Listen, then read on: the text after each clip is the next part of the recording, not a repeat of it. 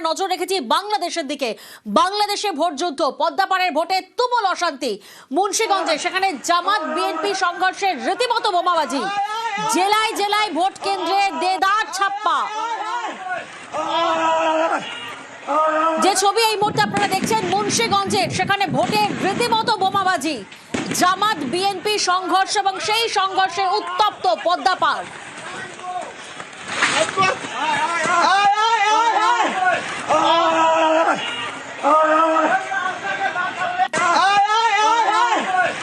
শেখ হাসিনা সরকারের পতনের পর প্রথম ভোট, ছাত্র বিদ্রোহে পতন হয় শেখ হাসিনা সরকারের। আর ওপারের ভোটে এবার নিষিদ্ধ আওয়ামী লীগ। অনেকগুলো ফ্যাক্টর এখানে কাজ করছে।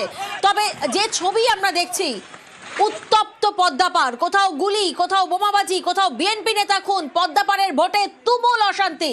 যে ছবি এই মুহূর্তে আপনারা দেখছেন মুন্সিগঞ্জে, সেখানে জামাত বিএনপি সংঘর্ষ এবং সেই সংঘর্ষে রীতিমতো বোমাবাজি।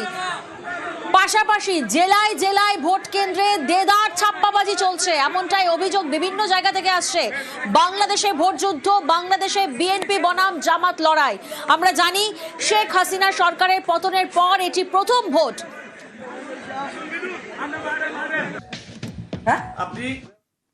আর দেখুন, দেদার ছাপ্পাবাজির কথা আপনাদেরকে বললাম, সেই ছবি পোস্ট করেছে আওয়ামী লীগ। জেলায় জেলায় ভোট কেন্দ্রে দেদার ছাপ্পাবাজি চলছে। ভোট কারচুপিতে কে? Presiding officer. একদিকে বোমাবাজির ছবি আপনাদেরকে দেখালাম মুন্সিগঞ্জে, যেখানে জামাত বিএনপি সংঘর্ষ। অন্যদিকে আওয়ামী লীগের তরফ থেকে পোস্ট করা ছবি, যেখানে ভোট কারচুপিতে প্রিসাইডিং অফিসার। জেলায় জেলায় ভোট কেন্দ্রে এহেন দেদার ছাপ্পাবাজি।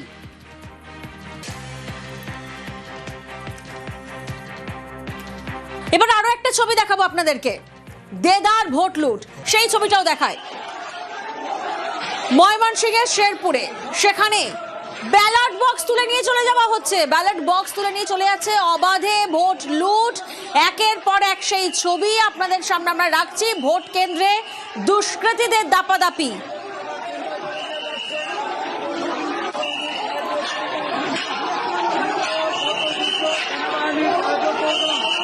আর এই মুহূর্তে আমরা সরাসরি যোগাযোগ করব সিএনএন নিউজ 18 এর সিনিয়র এডিটর পল্লবী ঘোষ আমাদের সঙ্গে রয়েছেন। পল্লবী, একের পর এক ছবি আমরা সকাল থেকে দেখছি। আমরা দেখছি কোথাও গুলি, কোথাও বোমাবাজি, কোথাও দেদার ছাপ্পা, কোথাও আবার ব্যালট বক্স নিয়ে ভোট লুট। এই ছবি কার্যত সামনে আসছে বাংলাদেশের ভোট যুদ্ধে। তুমি সেখানে রয়েছো, সরাসরি তোমার মাধ্যমে জানতে চাইবো। এই 200 মতন ইলেকশন অবজারভার্সকে পাঠানো হয়েছে। আর যে ম্যানমান সিং বা লক্ষ্মীপুর এইসব যে এলাকা আছে, যেখানে একটা আশঙ্কা ছিল কি ওখানে ভায়োলেন্স হতে হবে, ওখানে ওরা যাওয়ার চেষ্টা করেছে। কিন্তু আপনি এইসব ছবিগুলো দেখছেন, এটা কোনো নতুন ব্যাপার না। এটা কিন্তু এটা মনে হচ্ছিল, একটা আশঙ্কা ছিল যে এখানটায় যে পলিটিক্স হচ্ছে, যেখানে যেন ভায়োলেন্স হবে আর একদম ফ্রি অ্যান্ড ফেয়ার পোলিং হচ্ছে বা নির্বাচন হচ্ছে কিনা, এটাকে নিয়ে অনেক সন্দেহ হচ্ছিল। কালকে রাত্রিবেলায় বিএনপির বক্তব্য হচ্ছিল যে জামাতরা ঢুকে ঢুকে পোলিং বুথে ভোট দিয়ে চলে এসছে। আর ঠিক কিছুক্ষণ আগে জামাতের একটা আর্জেন্ট প্রেস কনফারেন্স হয়েছে ঢাকাতে। ওই প্রেস কনফারেন্সে ওরা বলেছে ওদের দাবি হচ্ছে যে বিএনপি ভোট রিগিং করছে, ওরা ভায়োলেন্স ক্রিয়েট করছে তাকে লোকরা এসে ভোট না করে। আর বিএনপির বক্তব্য হচ্ছে যে জামাত ভয় পাচ্ছে যে ওরা হেরে যাবে, এই জন্য এত বেসলেস অ্যালিগেশনস আর আমাদের উপরে দোষ আমাদের উপরে দিচ্ছে। কিন্তু আমার মনে হয় বাংলাদেশে ঢাকা যদি আমি কথা বলি, ঢাকাতে মোর আর লেস পিসফুল ছিল নির্বাচন। হ্যাঁ, যে গ্রামের কথা বলি বা খুলনা, চিটাগং এইসব এলাকাতে একটু ভায়োলেন্সের খবর এসছে। তাছাড়া বিএনপি আর জামাত দুজনের উপরে এই দোষটা দিচ্ছে কি তোমরা ইলেকশন রিগ করছো। এটা কিন্তু ভীষণ ইম্পর্টেন্ট ইলেকশন, 16 বা 17 বছর পর ট্রু ইলেকশনস হচ্ছে। কিন্তু এখানটা অনেক লোকদের বক্তব্য হচ্ছে কি যখন আওয়ামী লীগ ইলেকশনে নেই তাহলে আপনি নির্বাচনের কথা কেরম বলছো। দুটো জিনিস ইম্পর্টেন্ট এখানটা, একটা হচ্ছে কি বিএনপি বা জামাত কে জিতবে। বিএনপি মহিলা ভোটদের উপরে অনেক ডিপেন্ড করছে, নির্ভর করছে। বেগম খালেদা জিয়ার যে লেগেসিটা আছে সেটার উপরে ওরা অনেক ডিপেন্ড করছে। জামাত কিন্তু কোনো জায়গায় এনসিপি, যেটা হচ্ছে ন্যাশনাল সিটিজেন পার্টি, যেটা স্টুডেন্ট আপরাইজিংয়ের বডি আছে, ওদের সাথে ওরা একটা অ্যালায়েন্স করেছে। এই জন্য ওরা ভাবছে যে 40 million first time and young voter যেটা বাংলাদেশে আছে, ওরা ওদের সাপোর্ট নিয়ে হয়তো সরকার বানাতে পারবে। একেবারে, এবং দিকে দিকে সেই অভিযোগও সামনে আসছে, কোথাও বোমাবাজি, কোথাও ছাপ্পা ভোট, কোথাও আবার ব্যালট বক্স নিয়ে লুটপাট। একের পর এক সেই ছবি সামনে আসছে। এবার আপনাদেরকে দেখাবো ভোট দিতে না পেরে চলে গেলেন শেরপুর ময়মনসিংহে সেই ছবি আপনাদের সামনে। অবাধে ভোট লুট। এইখানে আমার ভোট হয়ে গেছে, কারণ আমি আসছি ভোট দিতে, এখন বলছে যে আপনার ভোট তো হয়ে গেছে। আপনি বলছেন জাল ভোট হয়নি, আবার বলতেছেন ওনার ভোট হয়ে গেছে, তাহলে কোনটা সঠিক? তাহলে বললেন কে যে তাহলে বললেন কেন যে ওনার ভোট হয়ে গেছে? মানে ওই যে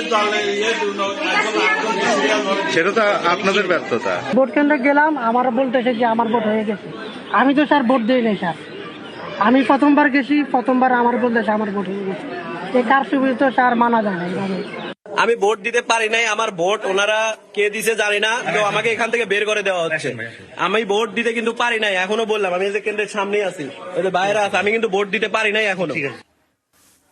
বাংলাদেশে ভোট যুদ্ধ, ভোটের আগে থেকেই আমরা দেখেছিলাম উত্তপ্ত পদ্মাপার। বাংলাদেশে বিএনপি বনাম জামাত মূলত এই লড়াই। শেখ হাসিনা সরকারের পতনের পর আমরা জানি প্রথম ভোট, ছাত্র বিদ্রোহে পতন হয় শেখ হাসিনা সরকারের। ওপারের ভোটে এবার নিষিদ্ধ আওয়ামী লীগ। প্রয়াত বাংলাদেশের প্রাক্তন প্রধানমন্ত্রী খালেদা জিয়া ভোটে বিএনপির কাণ্ডারি খালেদা পুত্র তারেক রহমান, তিনি ইতিমধ্যেই ভোট দিয়েছেন। খালেদার মৃত্যুতে সমবেদনার অক্সিজেন বিএনপি। বাংলাদেশে ভোটে জামাত ছাত্র জোটের যুগলবন্দি। ছাত্র বিপ্লবের বাড়তি সুবিধা পাবে কি জামাত শিবির, সেই প্রশ্নও কিন্তু সামনে আসছে। আজ বিকেল 4:30 পর্যন্ত ভোট।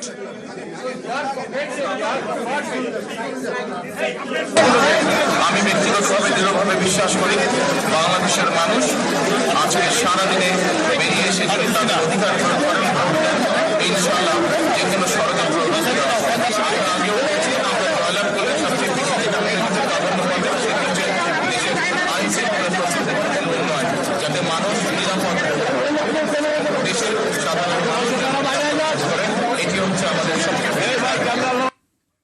একদিকে যখন এই প্রশ্নটা সামনে আসছে যে এই ভোটে বিএনপির কাণ্ডারি খালেদা পুত্র তারেক রহমান, খালেদার মৃত্যুতে কোথাও না কোথাও কি একটা সমবেদনার অক্সিজেন বিএনপি পাবে, তখন অন্যদিকে কিন্তু আরো একটি ফ্যাক্টর সামনে আসছে জামাত।